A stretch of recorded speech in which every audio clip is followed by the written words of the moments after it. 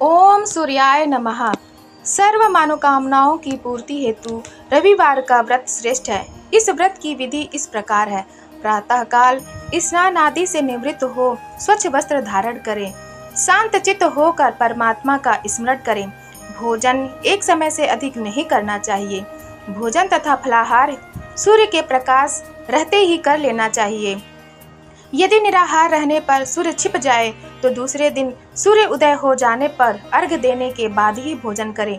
व्रत के अंत में व्रत कथा सुननी चाहिए। व्रत के दिन नमकीन तेल युक्त भोजन कदापि ग्रहण न करें।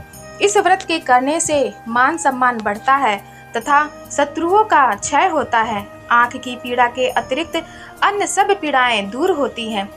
चलिए सुनते हैं रविवार व्रत कथा। एक बुढ़िया थी। उसका नियम था प्रति रविवार को सवेरे ही स्नान आदि कर घर को गोबर से लीपकर फिर भोजन तैयार कर एक भगवान को भोग लगाकर स्वयं भोजन करती थी। ऐसा व्रत करने से उसका घर अनेक प्रकार के धन धान्य से पूर्ण था। श्री हरि की कृपा से घर में किसी प्रकार का विघ्न या दुख नहीं था। सब प्रकार से घर में आनंद रहता था।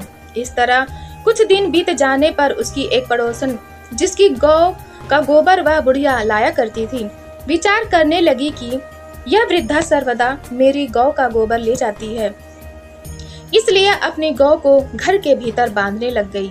बुढ़िया को गोबर न मिलने से रविवार के दिन अपने घर को न लीप सकी, इसलिए उसने न तो भोजन बनाया न भगवान को भोग लगाया तथा स्वयं भी उसने भोजन नहीं किया।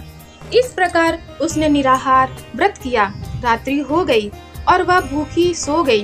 रात्रि में भगवान ने उसे स्वप्न दिया और भोजन न बनाने तथा लगाने का कारण पूछा। वृद्धा ने गोबर न मिलने का कारण सुनाया। तब भगवान ने कहा कि माता, हम तुमको ऐसी गौ देते हैं जिससे सभी इच्छाएं पूर्ण होती हैं, क्योंकि तुम हमेशा रविवार को गौ के गोबर से लीपकर भोजन बनाकर मेरा भोग लगाकर खुद भोजन करती हो। इससे मैं खुश होकर तुमको वरदान देता हूँ। निर्धन को धन और बांझ स्त्रियों को पुत्र देकर दुखों को दूर करता हूँ तथा अंत समय में मोक्ष देता हूँ। स्वप्न में ऐसा वरदान देकर भगवान तो अंतर्ध्यान हो गए और वृद्धा की आंख खुली तो वह देखती है कि आंगन में एक अति सुंदर गौ और बछड़ा बंधे हुए हैं। वह गाय और बछड़े को देखकर अति प्रसन्न हुई और उसको घर के बाहर बांध दिया और वहीं खाने को चारा डाल दिया। जब उसकी पड़ोसन ने बुढ़िया के घर के बाहर एक अति सुंदर गौ और बछड़े को देखा तो द्वेष के कारण उसका हृदय जल उठा और उसने देखा कि गाय ने सोने का गोबर किया है, तो वह उस गाय का गोबर ले गई और अपनी गाय का गोबर उसकी जगह रख गई। वह नित्य प्रति ऐसा ही करती रही और सीधी सादी बुढ़िया को इसकी खबर भी न थी। तब सर्वव्यापी रवि भगवान ने सोचा कि चालाक पड़ोसन के कर्म से बुढ़िया ठगी जा रही है, तो ईश्वर ने संध्या के समय अपनी माया से बड़े जोर की आंधी चला दी। बुढ़िया ने आंधी के भय से अपनी गौ को भीतर बांध लिया।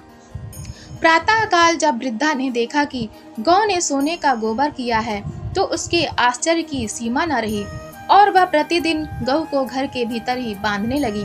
उधर पड़ोसन ने देखा कि बुढ़िया गौ को घर के भीतर बांधने लगी है और उसका सोने का गोबर उठाने का उसका दाव नहीं चलता, तो वह ईर्ष्या और डाह से जल उठी और कुछ उपाय न देख पड़ोसन ने उस देश के राजा की सभा में जाकर कहा, महाराज, मेरे पड़ोस में एक वृद्धा के पास ऐसा गऊ है जो आप जैसे राजाओं के ही योग्य है।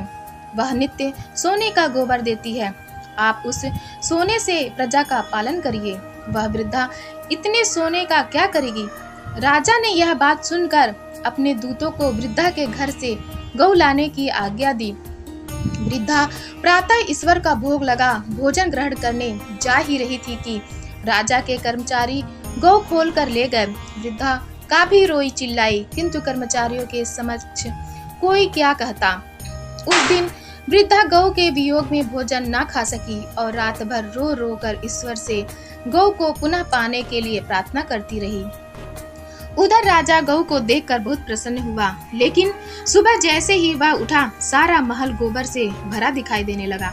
राजा यह देख घबरा गया भगवान ने रात्रि में राजा को स्वप्न में कहा कि हे राजा, गाय वृद्धा को लौटाने में ही तेरा भला है। उसके रविवार के व्रत से प्रसन्न होकर मैंने उसे गाय दी थी। प्रातः होते ही राजा ने वृद्धा को बुलाकर बहुत से धन के साथ सम्मान सहित गौ बछड़ा लौटा दिया। उसकी पड़ोसन को बुलाकर उचित दंड दिया। इतना करने के बाद राजा के महल से गंदगी दूर हुई। उसी दिन से राजा ने नगर वासियों को आदेश दिया कि राज्य की तथा अपनी समस्त मनोकामनाओं की पूर्ति के लिए रविवार का व्रत रखा करो। व्रत करने से नगर के लोग सुखी जीवन व्यतीत करने लगे। कोई भी बीमारी तथा प्रकृति का प्रकोप उस नगर पर नहीं होता था। सारी प्रजा सुख से रहने लगी। बोलो सूर्य भगवान की जय। कथा अगर आपको अच्छा लगा हो तब आप हमारे चैनल सनातन कथा संग्रह को लाइक करें, शेयर करें और सब्सक्राइब करें। धन्यवाद।